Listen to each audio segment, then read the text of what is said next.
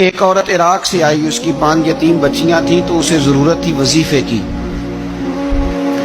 اس نے آ کے پوچھا حضرت عمر بن عبدالعزیز کا گھر کہاں؟ تو لوگوں نے فرمایا وہ سامنے جو ٹاٹ اور بوریے کا پردہ لٹک رہا ہے وہ عمر بن عبدالعزیز کا گھر ہے۔ دروازے پہ دستک دی تو ایک عورت اندر برتن دھو رہی تھی۔ پوچھا السلام علیکم، امیر المومنین سے ملنا ہے۔ وہ کہنے لگی اس درخت کی چھاؤں میں بیٹھ جاؤ، ابھی تشریف لاتے ہیں۔ تھوڑی دیر گزری تو حضرت عمر بن عبدالعزیز آئے تو کنویں سے پانی نکال کے نا، سین میں کنواں تھا تو جو جگہ میں مٹی اڑ رہی تھی نا، گرد اڑ رہی تھی، ہوتا ہے نا عصر کے بعد لوگ پانی پھینکتے ہیں، وہاں پانی پھینکنے لگے، چھڑکاؤ کرنے لگے۔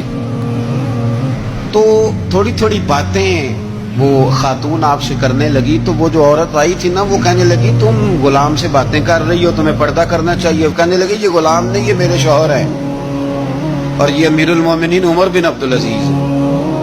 کہنے لگی یہ عمر بن عبدالعزیز ہے؟ کہا ہاں یہ عمر بن عبدالعزیز ہے۔ تو وہ خاتون حاضر ہوئی، کھجوریں اس کو دی گئی کھانے کے لیے۔ اس نے کہا حضور میری 5 یتیم بیٹیاں ہیں، مجھے وظیفہ چاہیے۔ جناب عمر بن عبدالعزیز نے ایک بیٹی کا نام پوچھا، ولدیت پوچھی، وظیفہ لکھا۔ عورت کہنے لگی اللہ تیرا شکر ہے میری بچی کا وظیفہ لگ گیا۔ دوسری کا نام پوچھا، ولدیت پوچھی، عمر پوچھی، وظیفہ لگایا۔ اللہ تیرا شکر ہے میری یتیم بچی کا وظیفہ۔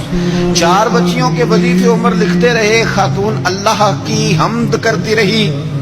5ویں کا لکھنے لگے تو کہنے لگی میں نے زمانہ بڑا دیکھا ہے پر عمر بن عبدالعزیز تیری طرح کا بندہ نہیں دیکھا۔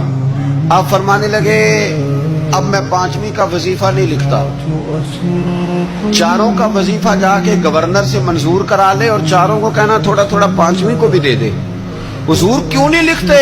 فرمایا جب تک تو حمد کے لائق رب کی حمد کر رہی تھی میں وظیفے لکھ رہا تھا، اب تو نے میری تعریفیں شروع کر دی۔ اپنی تعریف پر کیسے وظیفہ لکھوں؟ وہ تو حمد کے لائق ہے، اس کی حمد ہونی چاہیے، لیکن میں اپنی تعریف پر، اپنی خوشامد پر میں نہیں لکھتا۔ جا اللہ تعالیٰ تیری لیے بہتری کرے۔ وہ خاتون کے